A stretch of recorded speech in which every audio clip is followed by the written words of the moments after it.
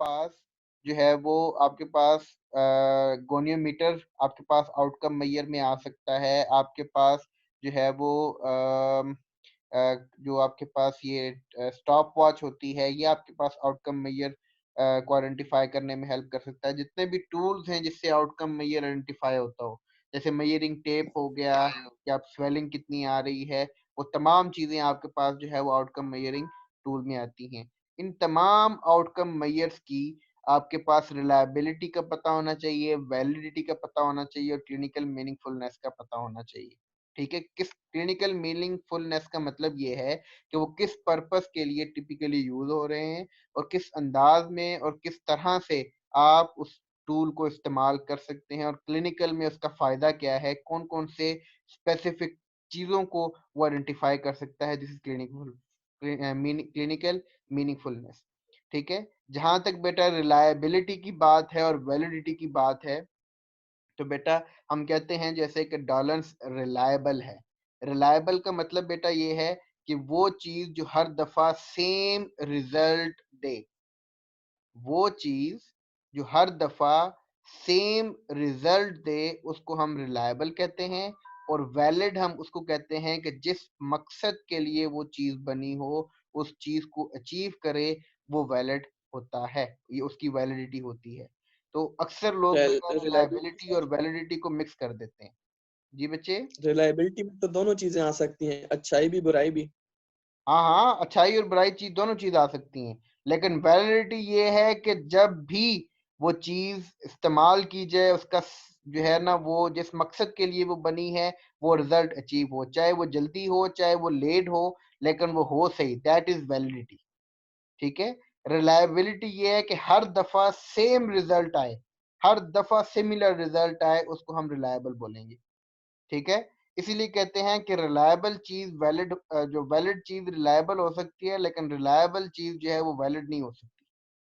ठीक है। हर दफा सेम रिजल्ट प्रोड्यूस करना वो वैलिड नहीं हो सकता, क्योंकि वैलिडिटी का मतलब ये है, अक्सर लोग इसमें कंफ्यूज होते हैं। वैलिडिटी बेसिकली बेटा ये है कि जिस मकसद के लिए कोई चीज बनी है उसको अचीव करे। ठीक है। फॉर एग्जाम्पल मोबाइल फोन बना है कॉल करने के लिए, अगर वो कॉल नहीं मिला सकता, बाकी उसमें जितने मर्जी फंक्शन हो, अगर वो कॉल नहीं कर सकता तो that is not a valid thing. ठीक है। जिस मकसद के लिए वो चीज बनी है वो अचीव करेगी तो वो वैलिड होगा। और रिलायबल ये है कि हर दफा सेम रिजल्ट आए, वो आपके पास रिलायबल चीज होती है। बात समझ में आ गई बेटा।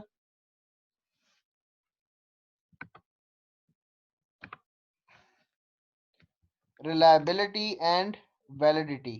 ठीक है। some relationship but distinct item।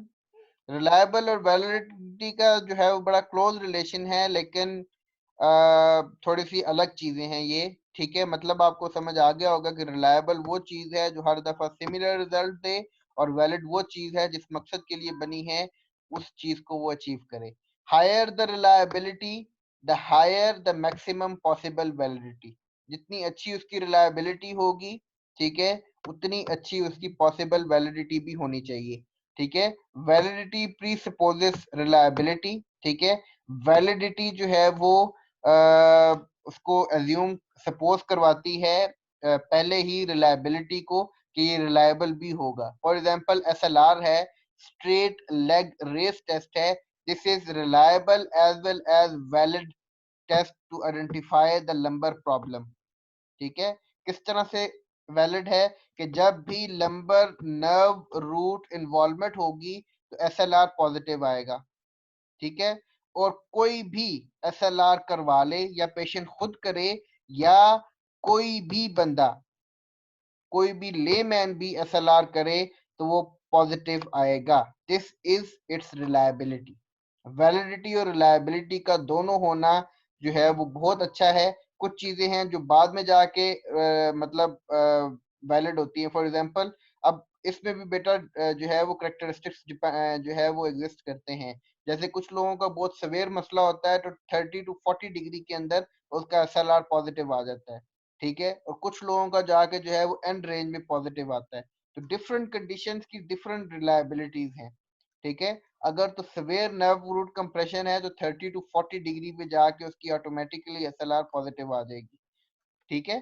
तो वो रिलायबिलिटी और वैलिडिटी ऑफ एसएलआर वो उस तरह से फिर चेक होती है कि 30 डिग्री या 10 to 30 डिग्री के अंदर जाते ही एसएलआर पॉजिटिव आ जाएगा। If an instrument lack reliability limits will be set to validity. अगर किसी चीज का टेस्ट जो है ना रिजल्ट, अब देखें किसी पेशेंट का जो है वो SLR 30 पे पॉजिटिव आ रहा है, किसी का 60 पे आ रहा है, किसी का 90 पे आ रहा है, तो अब उसमें फिर जो है ना वो लिमिट वैलिडिटी पे है कि वैलिडिटी ये है कि जिस मकसद के लिए वो टेस्ट डिजाइन है वो मकसद अचीव हुआ कि नहीं। वो मकसद क्या है कि SLR पॉजिटिव आना चाहिए चाहे जिस मर्जी रेंज में है। हर दफा सिमिलर रेंज में जाके पॉजिटिव आएगा, इसका मतलब है कि वो रिलायबल है।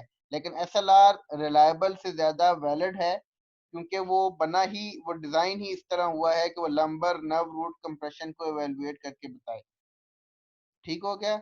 अब जरा बेटा स्क्रीन के ऊपर आपको जो है वो दो तरह के कलर नजर आ रहे होंगे डार्ट के अंदर, के डार्ट बॉक्स के अंदर आपको दो तरह के कलर नजर आ रहे होंगे, एक रेड कलर है और एक येलो ग्रीन कलर है। नजर आ रहे हैं बेटा? Validity yes sir. Relates to its accuracy. ठीक है, वैलिडिटी रिलेट्स टू एक्यूरेसी का मतलब ये है कि वो जिस मकसद के लिए बना है वो उस मकसद को अचीव करे। ठीक है, बेशक कुछ चीजें बेटा जल्दी हो जाती हैं, कुछ चीजें लेट होती हैं। ठीक है, कुछ पेशेंट्स में जल्दी चीज डायग्नोज होती है, कुछ चीज में लेट डायग्नोज होती है। ठीक है, तो अब इसका ये मतलब हरगिज नहीं है कि वो वैलिड नहीं है। जिस मकसद के लिए बनी है वो उसको अचीव तो कर रही है ना। जब वो अचीव कर रही है तो then that thing is a valid thing. ठीक है, जिस मकसद के लिए वो डायग्नोस्टिक टेस्ट बना है वो उसको डायग्नोज कर रही है। कुछ लोगों का जल्दी डायग्नोज हो जाता है, कुछ लोगों का लेट डायग्नोज होता है। ठीक है, दैट इज वैलिडिटी। रिलायबिलिटी ये है कि हर दफा सेम रिजल्ट आए, बेशक गलत आए लेकिन रिजल्ट हमेशा सेम आए, that is a reliable thing. ठीक है, अगर कोई ऐसी चीज है जो वैलिड भी हो, जिस मकसद के लिए बनी है वो मकसद भी अचीव कर रही हो और हर दफा सिमिलर रिजल्ट दे रही हो, तो this is a reliable test. जैसे आपके पास बेटा HCV हेपेटाइटिस सी का टेस्ट है कि उसका जो है ना वो ब्लड का जो है ना वो ड्रॉप डाला जाता है स्ट्रिप के ऊपर, तो स्ट्रिप के ऊपर दो लाइनें बनी हुई आ जाती हैं, वो रिलायबल भी हो गया और वैलिड भी हो गया। ठीक है, इसी तरह कोरोना का जो टेस्ट है वो नाक से जो है वो उसकी स्किन का या उसके हेयर्स का या उसके जो है ना वो म्यूकस का सैंपल लिया जाता है नाक से। वो लेके तो फिर उसको जो है ना वो स्ट्रिप के ऊपर डाला जाता है, तो स्ट्रिप की जो है वो दो लाइनें बनी हुई आ जाती हैं। ठीक है, जैसे ही वो दो लाइंस बनी हुई आती हैं, जैसे HCV की टेस्ट ट्यूब है या प्रेगनेंसी की टेस्ट ट्यूब है, इसी तरह की जो है ना वो टेस्टिंग ट्यूब होती है, उसके ऊपर जो है वो दो लाइंस बनी हुई आ जाती हैं। दो लाइंस का मतलब है कि टेस्ट पॉजिटिव आ गया। ठीक है, तो जैसे ही वो कोरोना के वायरस का जो है वो सैंपल लेके उसके ऊपर डालते हैं मशीन के ऊपर या उस स्ट्रिप के ऊपर डालते हैं, वो किट जो है ना वो आइडेंटिफाई कर देती है कि this person is suffering from corona और नॉट, और this person is carrying corona virus और नॉट। तो उसकी रिलायबिलिटी और उसकी जो है वो वैलिडिटी का पता चल जाता है। वैलिडिटी ये है कि जिस मकसद के लिए बनी है वो मकसद अचीव करे, और रिलायबिलिटी ये है कि हमेशा सेम रिजल्ट दे। रिलायबिलिटी और वैलिडिटी में बेटा समझ में आ गया है डिफरेंस? Yes sir. Shots जी marked sir. in red were reliable because they were quite close together. They are inaccurate though. बेशक वो गलत हैं लेकिन वो एक्यूरेट हैं। ठीक है, एक ही स्पॉट पे बार बार लगे हैं, this means that they are reliable. ठीक है, the shots marked in green are not as reliable because they are very spread out. They are however more accurate. Accurate का मतलब ये है कि वो सेंटर से करीब हैं। जरा गौर करें, सेंटर से करीब हैं, बेशक जो है वो दूर दूर ही निशाने लगे हैं लेकिन सेंटर के करीब हैं, तो इसका मतलब है कि they are valid, they are achieving what they are made of. लेकिन रिलायबल ये है कि रिलायबल एक ही जगह पे परसिस्टेंटली रिजल्ट दे, तो इसका मतलब है कि वो रिलायबल सोर्स। ठीक हो गया। What is reliability? The reliability of a measure refers to its consistency. ठीक है, अब कंसिस्टेंसी क्या है? कंसिस्टेंसी ये है कि हर दफा सेम रिजल्ट शो होना, हर दफा सिमिलर बिहेवियर शो करना इज कंसिस्टेंसी। किसी भी चीज की कंसिस्टेंसी को चेक करने के लिए आप उसकी रिलायबिलिटी देखते हैं कि हर दफा किस तरह का रिजल्ट जो है वो आपको नजर आ रहा है।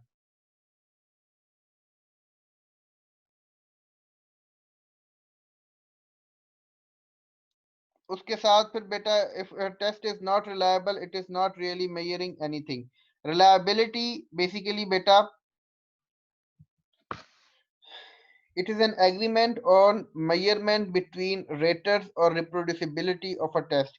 Agreement between two or more clinician, ठीक है, इसको इंट्रा रेटर रिलायबिलिटी आती है। अब बेटा रिलायबिलिटी की भी आगे से टाइप्स आ जाती है ना, ठीक है। अब रिलायबिलिटी की दो टाइप्स हैं, intra rater reliability and inter rater reliability, ठीक है। इंटर रेटर रिलायबिलिटी ये है कि दो क्लिनिशियन एक ही चीज को एट अ टाइम चेक करें और सेम रिजल्ट आए, ठीक है, और बार बार सेम रिजल्ट आ रहा हो, तो उसको हम इंटर रेटर रिलायबिलिटी कह देते हैं। ठीक हो गया बेटा। अब जैसे ब्लड प्रेशर है, पहले मैं एक पेशेंट का चेक करूं, फिर आप में से कोई एक चेक करे और सेम ब्लड प्रेशर आए, तो उसका मतलब है कि वो जो डिवाइस है, दिस डिवाइस इज रिलायबल, हम उस पर भरोसा कर सकते हैं कि वो एक जैसा ही रिजल्ट देती है सिमिलर टाइम में। या जो वेट मशीन है, वो एक टाइम पे एक पर्सन का सिमिलर, मैं चेक करूं फिर भी उतना ही वेट आए, कोई और चेक करे फिर भी उतना ही वेट आए, that is known as inter-rater reliability. Two clinician checking to that thing separately, पहले एक चेक करे फिर दूसरा चेक करे, this is known as inter-rater reliability. Clear हो गया बेटा? The second type is intra-rater reliability. Intra-rater reliability ये है कि पहले मैं उसको चेक करूं और फिर दोबारा मैं उसको चेक करूं, same clinician checking it twice और मोर देन 2 टाइम, ठीक है, बिटवीन डिफरेंट जो है ना उसमें उसके अंदर क्या कहते हैं उसको, ओकेजन्स के अंदर चेक करे और फिर बताए कि सेम रिजल्ट आ रहा है कि नहीं आ रहा, this will be inter rater reliability. तो inter rater reliability and inter rater reliability को डिस्क्रिमिनेट करना, डिफरेंशिएट करना जो है वो जरूरी है, ठीक है। डिफरेंट टाइप ऑफ रिलायबिलिटी, फिर बेटा डिफरेंट टाइप्स ऑफ रिलायबिलिटी जो है वो और भी तरह की होती हैं, जिसमें मोस्ट कॉमन जो है वो inter rater reliability and inter rater reliability होती है। इंस्ट्रूमेंटल रिलायबिलिटी में बेटा आप एक चीज चेक करते हैं, test retest reliability. Test retest reliability ये है बेटा कि it is linked with interrater reliability and interrater reliability. Interrater reliability दोनों को अप्लाई करते हुए आप किसी इंस्ट्रूमेंट की रिलायबिलिटी को चेक कर सकते हैं। फॉर एग्जांपल गोनियोमीटर है, ठीक है, पहले गोनियोमीटर को मैं चेक करूं, ठीक है, फिर आप चेक करें सेम पेशेंट्स की या सेम हेल्दी इंडिविजुअल्स की, पहले मैं जो है वो रेंज चेक करूं, ठीक है, फिर दोबारा मैं दोबारा ही चेक करूं, दिस विल बी इंटररेटर रिलायबिलिटी। और फिर उसके बाद मैं जो हूँ अपने किसी कोलीग से रिक्वेस्ट करूं कि तुम भी इस इंस्ट्रूमेंट को चेक करो, तुम्हारे पास भी उसी तरह का रिजल्ट आता है कि नहीं। सेम पेशेंट पे दूसरा फिजिकल थेरेपिस्ट अप्लाई करेगा और फिर 4 रीडिंग्स, पहले उसने अपनी इंटररेटर रिलायबिलिटी को चेक किया, फिर मैंने अपनी इंटररेटर रिलायबिलिटी को चेक किया, अब उसने भी चेक किया, मैंने भी चेक किया, मैं अपने रिजल्ट को उस डॉक्टर, अपने कोलीग डॉक्टर के चेकिंग के साथ चेक करूंगा, तो ये हमारे पास आ जाएगा कि मेरे पास क्या रिजल्ट आया, उसके पास क्या रिजल्ट आया, आया सेम जो है वो रेंजेस अचीव हुई कि नहीं। अगर सेम रेंजेस अचीव हो जाएंगी तो हम उसको रिलायबल क्या देंगे, गोनियोमीटर इज रिलायबल। अगर तो डिफरेंस एग्जिस्ट होता हुआ, ह्यूमन एरर एग्जिस्ट कर रहा हुआ, तो उसका मतलब है कि that device have some sort of errors that is not, that can not be considered as a reliable tool, ठीक है। इसी तरह इंस्ट्रूमेंट की रिलायबिलिटी हम चेक करते हैं इंटरनल कंसिस्टेंसी से। इंटरनल कंसिस्टेंसी में बेटा इस तरह चेक करते हैं कि हम जो है वो देखते हैं कि पहले उसका बिहेवियर कैसा आया, कुछ देर के बाद उसका बिहेवियर कैसा आया, क्या वो चीज फ्लक्चुएट तो नहीं करती। जैसे अब बेटा ब्लड प्रेशर है, अब ब्लड प्रेशर फ्लक्चुएट करता है, इवन हार्ट रेट फ्लक्चुएट करता है, आपका पल्स रेट फ्लक्चुएट करता है। एक मिनट में आपका पल्स हाई हो सकता है, एक मिनट में आपका पल्स लो हो सकता है। फॉर एग्जाम्पल अभी आप ठीक बैठे हैं, जरा सा आपको खौफ आएगा, आपकी पल्स तेज हो जाएगी, आपका हार्ट रेट तेज हो जाएगा। अब उस हार्ट रेट तेज होने में उसकी इंटरनल कंसिस्टेंसी डिस्टर्ब हो जाती है।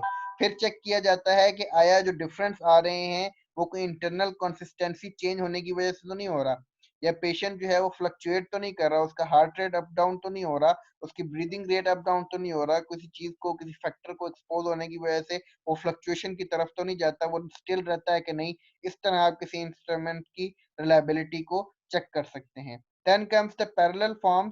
पैरेलल फॉर्म में ये है कि डिफरेंट एक्टिविटीज के दौरान आप उसकी जो है ना वो हार्ट रेट को या उसकी जो एक्टिविटी है उसको आप चेक करते रहते हैं। Then come the split half way. अब आप बेटा स्प्लिट हाफ वे की एग्जांपल ये है कि कुछ पेशेंट, कुछ डॉक्टर्स जो हैं वो पेशेंट्स के ऊपर 30 सेकेंड उसकी पल्स रेट को चेक करके बता देते हैं कि कितनी पल्स रेट इस वक्त चल रही है पेशेंट की, ठीक है। यानी कि 15 सेकंड के लिए ऑब्जर्व करके मल्टीप्लाई बाय 4 करते हैं तो उनको 60 सेकंड्स की जो है वो हार्ट रेट मिल जाता है, ये पल्स रेट मिल जाता है। या वो क्या करते हैं कि वो 30 सेकंड्स हार्ट रेट लेके तो मल्टीप्लाई बाय 2 करते हैं तो उसको जो है वो कह देते हैं कि 1 मिनट में इसका हार्ट इतना बीट कर रहा है, ठीक है। तो उस रिलायबिलिटी को देख लेते हैं कि चेक किया जाता है कि हाफ स्प्लिट करने से टाइम भी बच जाएगा और वो कंसिस्टेंट होगा कि नहीं, वो अप्रोप्रिएट रिजल्ट आएगा कि नहीं। और फिर उसमें आता है बेटा रेटर रिलायबिलिटी। रेटर रिलायबिलिटी में फिर inter rater reliability, inter rater reliability, ये दोनों टाइप में आपको समझा चुका हूँ। Actually instrument reliability and rater reliability ये दो तरह की चीजें हैं जिससे आप चेक करते हैं कि कोई भी चीज कितनी रिलायबल है और उस पर आप किस हद तक भरोसा कर सकते हैं। Then comes the validity. What is validity? The validity of a measure refers to its ability to measure what is intended to measure. जिस काम के लिए वैलिडिटी वो टूल बना है उस काम के लिए वैलिड है कि नहीं, वो उस काम के लिए मौसर है कि नहीं, वो काम करता है कि नहीं करता, this is known as its validity. Validity should be judged as specific to a particular patient group and particular condition, ठीक है। अब फॉर एग्जांपल जैसे मैंने एसएलआर की बात की तो एसएलआर जो है वो लोअर डिस्क प्रॉब्लम को जो है वो एवेलुएट करता है कि नहीं, लंबर रीजन की जो है वो डिस्क नर्व कंप्रेशन को एवेलुएट करता है कि नहीं करता, दिस इज वैलिडिटी, ठीक है। इसके अलावा जो है वो बेटा एम्प्टी कैन टेस्ट है, फुल कैन टेस्ट है, जिस मकसद के लिए बना है वो उसको अचीव कर रहा है कि नहीं कर रहा, वो चीज पॉजिटिव होगी तो उसमें नजर आएगी कि नहीं आएगी, ठीक है। जैसे कंप्रेशन टेस्ट है, जो है वर्टिब्रल कंप्रेशन टेस्ट है, वर्टिब्रल कंप्रेशन टेस्ट से अगर पेन आएगा तो this will be a valid thing. चाहे किसी को जो है वो हल्का कंप्रेस करने से आता है, किसी को अग्रेसिव कंप्रेस करने से आता है, अगर आएगा तो that thing that will be a valid. Valid का मतलब ये है कि जिस मकसद के लिए वो चीज बनी है उसको अचीव करे, और रिलायबल ये है कि जितनी भी बार किया जाए सेम रिजल्ट आए तो वो रिलायबल है। There are grades of validity. We should not ask whether something is valid, but how valid it is. हम ये पूछते हैं कि वो चीज वैलिड है कि नहीं। वैलिड तो वो होती है लेकिन कितने परसेंट वैलिड है, हम इस चीज के ऊपर बात करते हैं, ठीक है। But we are measuring something, but are we measuring what we intended to measure, ठीक है। उसके लिए फिर आपको डिफरेंट टाइप्स ऑफ वैलिडिटी को देखना पड़ता है कि किस हद तक वो वैलिड है और किस किस शक्लों में, ये किस किस अंदाज में वो वैलिड है, उसको फिर आपको एवेलुएट करना पड़ता है। We think about validity differently depending upon the type of measurement, ठीक है। अब इसमें बेटा फिर टाइप ऑफ वैलिडिटी में आपके पास फेस वैलिडिटी आ जाती है, कंटेंट वैलिडिटी आ जाती है, कंस्ट्रक्ट वैलिडिटी आ जाती है, कन्वर्जेंट वैलिडिटी आ जाती है, डिस्क्रिमिनेंट वैलिडिटी आ जाती है, क्राइटेरियन वैलिडिटी आ जाती है, कंकरेंट वैलिडिटी आ जाती है, प्रिडिक्टिव वैलिडिटी आ जाती है, ठीक है। तो face validity, content validity, construct validity, conversion validity, discriminant validity, criterion validity, concurrent validity and predictive validities are the types of validities, ठीक है, which are or which or by means of which we can judge how we can discriminate कि कितने percent वो चीज valid है, ठीक है। तो उसमें फिर बेटा आपको चेक करना पड़ता है कि वो चीज कितनी वैलिडिटी है। फॉर एग्जांपल फेस वैलिडिटी ये होती है कि जो चीज हमें नजर आ रही है वो कितने परसेंट नजर आ रही है कि वैलिड है। फॉर एग्जांपल कि एसएलआर अब पॉजिटिव है तो एसएलआर जब हम करेंगे, ठीक है, वो एसएलआर जो है वो एंड रेंज में हो या इनिशियल रेंज में हो, वो है तो वैलिड ही है ना, ठीक है। हमें नजर आ रहा है कि इतने लेवल पे जाके वो पॉजिटिव आ रहा है, this is its face validity. फिर उसके आता है बेटा कंटेंट वैलिडिटी। कंटेंट वैलिडिटी ये होती है कि उसके जो एस्पेक्ट्स हैं, ये उसके अंदर जो कंटेंट्स हैं, जो उसके पैरामीटर्स हैं, वो कितने वैलिड हैं। जैसे फॉर एग्जांपल बेटा अब आप कोई चीज तैयार करते हैं, ठीक है, फॉर एग्जांपल आप कोई गाड़ी तैयार करते हैं तो गाड़ी के अंदर सर कौन कौन से ऐसे, कंटेंट वाली दोबारा से रिपीट कर दें। जी बेटा, सर ये कंटेंट वाली दोबारा बता दें। कंटेंट वैलिडिटी बेटा मैं भी बता रहा हूँ कि कंटेंट वैलिडिटी ये होता है कि आपने कोई चीज तैयार की है या कोई चीज बनाई है, उसकी जो थ्योरी है या उसकी जो जितने भी एस्पेक्ट्स हैं, फॉर एग्जांपल आपके पास कंटेंट होते हैं ना, जैसे सिलेबस का कंटेंट है कि आपने ईबीपी के अंदर फलाने फलाने टॉपिक पढ़ाने हैं और फलाने फलाने टॉपिक पढ़ाने का मकसद क्या है। इसी तरह बेटा आपके पास कोई कोई टेस्ट है, कोई डायग्नोस्टिक टेस्ट है, कोई कोई मेजरिंग टूल है, उस मेजरिंग टूल को आप एवेलुएट करते हैं कि वो किस हद तक जो है ना वो वैलिड है। ठीक है, आप उसकी वैलिडिटी के ऊपर बात करते हैं कि उसके अंदर जो चीजें हैं वो कितनी वैलिड है। फॉर एग्जांपल बेटा टायर है, ठीक है, टायर के अंदर जो हवा है वो हवा किस मकसद के लिए है। टायर को गाड़ी में चलना है तो गाड़ी के अंदर जो टायर है उस टायर में जो हवा है उसकी क्या वैलिडिटी है कि क्यों क्यों होनी चाहिए वो। बेसिकली कंटेंट वैलिडिटी में ये है कि किसी भी चीज के अंदर कोई चीज है तो वो क्यों है। फॉर एग्जांपल इस वक्त मैं ऑनलाइन क्लासेस ले रहा हूँ, तो ऑनलाइन क्लासेस की कंटेंट वैलिडिटी में एक चीज आएगी इंटरनेट। अगर इंटरनेट की स्पीड अच्छी होगी तो इंटरनेट वैलिड है, अगर इंटरनेट की स्पीड वैलिड नहीं है तो फिर ये जो है ना वो उसका कंटेंट ही मिसिंग हो गया ना। इंटरनेट एक एसेंशियल कंपोनेंट है ऑनलाइन क्लासेस का। तो ये कंटेंट ऑनलाइन क्लासेस के कंटेंट में जो चीजें हमें चाहिए उनमें एक चीज इंटरनेट भी है। तो इंटरनेट का अप्रोप्रिएट सोर्स ये हमारे कंटेंट में शामिल हो जाएगा कि ये एक लाजमी हिस्सा है। कंटेंट में हमेशा आपके पास वो चीजें आती हैं जो लाजमी हिस्सा होती है किसी चीज की। ठीक है, तो आप उसको देखते हैं, उसमें जो लवाजमात हैं या जो क्वेश्चंस पूछे गए हैं आया वो उस इतने वैलिड हैं कि उसके बारे में वो उस चीज के बारे में पूछा जाए। जैसे फॉर एग्जांपल अगर मैं नी जॉइंट की बात करूं तो नी जॉइंट में एक सवाल है कि सिटिंग टू स्टैंडिंग। अब इस सवाल ये कंटेंट है कूज का, ठीक है। अब ये कूज का जो कंटेंट जो वो है क्वेश्चन है, नी ऑस्टियोआर्थराइटिस आउटकम स्कोर एक क्वेश्चनर है, उसका एक क्वेश्चन है कि how much you feel pain when you lift up or when you move your position from sitting to standing। तो ये क्वेश्चन है बेटा, तो ये जो क्वेश्चन है this will be a content. ठीक है, अब ये कंटेंट कितना वैलिड है, ये सवाल कितना वैलिड है, ये पूछा जाना चाहिए था कि नहीं जाना चाहिए था, दिस इज कंटेंट वैलिडिटी। समझ आ गई बेटा।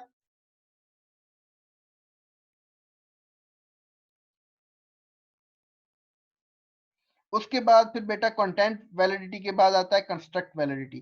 कंस्ट्रक्ट वैलिडिटी में ये है कि आप कोई नई चीज क्रिएट कर रहे हैं या नई कोई चीज किसी बेस के ऊपर बना रहे होंगे।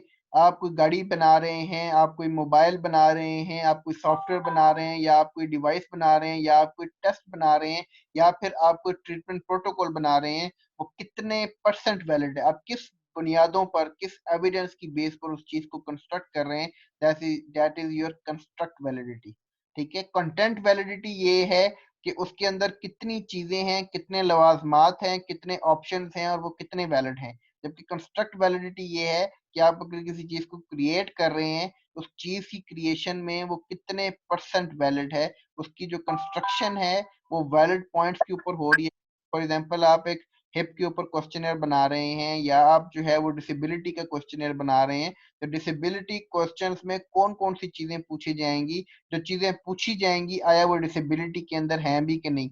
फॉर एग्जांपल अगर आप स्ट्रोक की डिसेबिलिटी की बात करते हैं तो उसका क्वेश्चनर अलग होगा। आप पार्किंसन की डिसेबिलिटी का क्वेश्चनर और बनाएंगे, आप जो है वो फ्रैक्चर के क्वेश्चनर और बनाएंगे, आप जो है वो न्यूरोलॉजिकल डेफिसिट्स वाले पेशेंट का अगर आप कोई क्वेश्चनर बनाएंगे तो वो और बनाएंगे।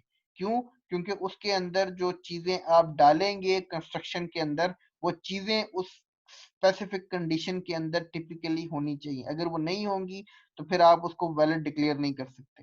ठीक है, उसके अंदर जो कंस्ट्रक्शन है किसी कंटेंट की, किसी क्वेश्चनर की, किसी टूल की, उसके अंदर आप ये जरूर बताते हैं कि इसको इस तरह से डिजाइन क्यों किया गया है, इसके अंदर फलानी फलानी चीज या फलाने फलाने क्वेश्चन क्यों डाले गए हैं, उसके ऊपर फिर आप बात करते हैं। कन्वर्जेंट वैलिडिटी बेटा ये है कि आप उसको कन्वर्ट या उसको कन्वर्ज करने की जो है वो सलाहियत रखते हो, उसको जो है वो मर्ज करना जानते हो, उसके अंदर एब्जॉर्प्शन हो कि वो जो है वो बाद में मॉडिफाई हो सके, उसके अंदर जो है वो कितनी लचक रखी गई है, कितनी जो है उसके अंदर एब्जॉर्बिलिटी है, वो तमाम चीजें आप फिर उसको जो है वो एलैबोरेट कर सकते हैं।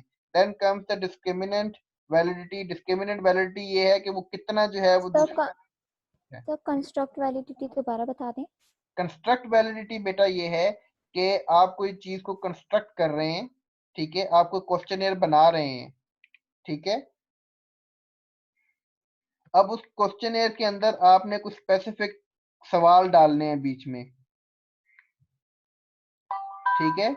अब उस सवाल के बारे में आप किस तरह से उसको जो है ना जस्टिफाई करेंगे कि वो सवाल आपके क्वेश्चनियर का हिस्सा होना चाहिए, ठीक है। अब फॉर एग्जांपल आप कोई जैसे आप बना रहे हैं, लेट्स सपोज आपने एक डिवाइस तैयार करनी है जो कि रेंज ऑफ मोशन को मेजर करे, डिजिटल इंक्लाइनोमीटर आप बना रहे हैं फॉर एग्जांपल, ठीक है। अब वो डिजिटल इंक्लाइनोमीटर के अंदर कौन कौन सी चीजें आप डालेंगे, उसकी कंस्ट्रक्शन में आपको क्या क्या चीजें चाहिए। फॉर एग्जांपल आपको एक डिवाइस चाहिए डिजिटल, उसके अंदर आपको सॉफ्टवेयर चाहिए, ठीक है, और सॉफ्टवेयर के बाद उसके अंदर आपको एक ऐसा जो है वो सेंसर चाहिए जो कि पर डिग्री मूवमेंट पे बताया कि इतनी डिग्री मूवमेंट होगी, ठीक है। अब आपको उसकी कंस्ट्रक्शन के लिए जो बेसिक आपको ग्राउंड रियलिटीज चाहिए वो आपको पता होना जरूरी है, ठीक है। आप उसकी कंस्ट्रक्शन, किसी भी चीज की कंस्ट्रक्शन, फॉर एग्जांपल बेटा आप घर बनाते हैं ना, तो घर के अंदर आप क्या क्या चीजें लगाते हैं, आप ईंटें लगाते हैं, आप सरिया लगाते हैं, आप सीमेंट लगाते हैं, आप रेत डालते हैं, आप बजरी का इस्तेमाल करते हैं, उसके बाद आप जो है वो इलेक्ट्रिसिटी वायरिंग का इस्तेमाल करते हैं, आप पाइपिंग का इस्तेमाल करते हैं, पानी का निकासी करते हैं। ये तमाम चीजें कंस्ट्रक्शन के लिए जरूरी होती हैं, अदरवाइज आपकी कंस्ट्रक्शन इनअप्रोप्रिएट हो जाती है ना, वो वैलिड नहीं रहती। तो कंस्ट्रक्शन में आपको जो जो चीजें चाहिए, ठीक है, जो जो घर के अंदर आपको लवाजमात चाहिए, ठीक है, उन चीजों की वैलिडिटी। अब सरिया क्यों इस्तेमाल करते हैं, ताकि वो स्ट्रक्चर पैदा करे, यही बात है ना। आप जो है वो मतलब आयरन का इस्तेमाल क्यों करते हैं घरों की कंस्ट्रक्शन के अंदर, क्योंकि वो जो आयरन की जो रॉड्स हैं they provide infrastructure to your building, ठीक है। इसी तरह आप कोई क्वेश्चन एयर डेवलप करते हैं तो आपका उस क्वेश्चन को शामिल करने का मकसद क्या है, दिस इज कि आप वो ही चीजें देख रहे होते हैं कि construction of this question air में जितने भी मटेरियल आपने इस्तेमाल किया, जितने भी क्वेश्चन आपने इस्तेमाल किए, वो आया क्या नाम है उसका वैलिड है कि नहीं है, उनकी वैलिडिटी जो है वो जस्टिफाइबल है कि नहीं, उनकी वैलिडिटी जो है वो एक्सेप्टेबल होगी कि नहीं होगी। बात समझ में आ गई बेटा? Yes, sir. Then comes the conversion validity. Conversion validity beta, it's a mixture of sociology, psychologically and other behavioral sciences की combination में ये इस्तेमाल किया जाता है, ठीक है। ये बेसिकली बेटा ये चेक करता है कि थ्योरी, ठीक है, मैंने अभी बात की थी ना कि डिफरेंट चीजों को एब्जॉर्ब करने की सलाहियत रखता हो, मतलब थ्योरेटिकली एंड प्रैक्टिकली नॉलेज को कॉम्बिनेशन में लेके आके ये चीजों को मॉडिफाई कर, मतलब हल्की फुल्की मॉडिफिकेशन उसकी वजह से आ सकती हो, या उसकी उसकी वजह से कन्वर्जेंट बेसिकली यही है कि थ्योरी को प्रैक्टिकली चीजों में कन्वर्ट करना, या उसको जो है वो बेटर वे में बाहर निकाल के लेके आना, ठीक है। This is actually property of conversion validity. वो ये है, वो ये चेक करता है कि थ्योरेटिकली जो अब आपने स्टेटमेंट्स दी उसके अकॉर्डिंगली जो है ना वो उन चीजों को एलैबोरेट कर पा रहा है कि नहीं कर पा रहा, आप उस लिहाज से कन्वर्जन वैलिडिटी को चेक करते हैं। Discriminant validity, discriminant validity basically जो है ना वो उसको क्रिटिकली अप्रेस करता है कि आया इस चीज की इतनी क्या जरूरत थी कि इसको यहाँ पे जो है वो शामिल किया गया,